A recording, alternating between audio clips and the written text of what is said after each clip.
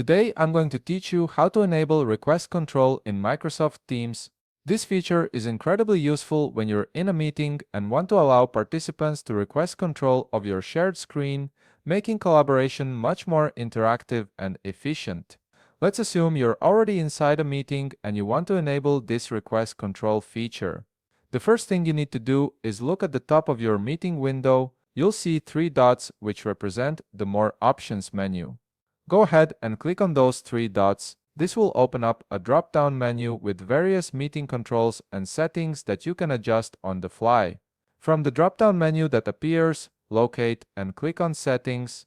This option takes you into the configuration area where you can modify how your meeting behaves and what permissions participants have. It's essentially your control center for managing the current meeting's functionality.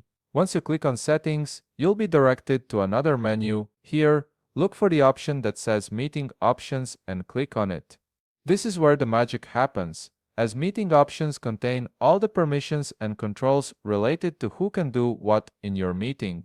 This section is particularly important because it determines the level of interaction and control participants have during your session. Now, once you're in the meeting options, you'll see a setting labeled Who Can Present. This is the key setting we need to adjust.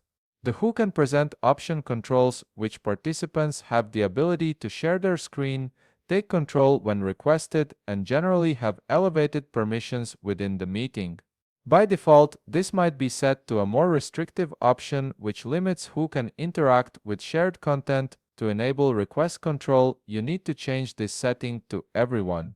Click on the drop-down next to Who Can Present and select Everyone from the list. By selecting Everyone, you're allowing all meeting participants to request control of shared content, which makes collaboration much smoother and more dynamic. This is especially helpful in team meetings where multiple people need to contribute or demonstrate something on screen.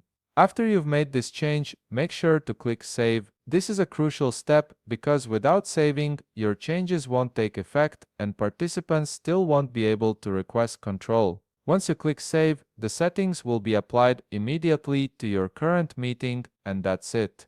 You've successfully enabled request control in Microsoft Teams by adjusting the presenter permissions to allow everyone to participate more actively. If you found this video helpful, please leave a like, subscribe, and see you in the next video.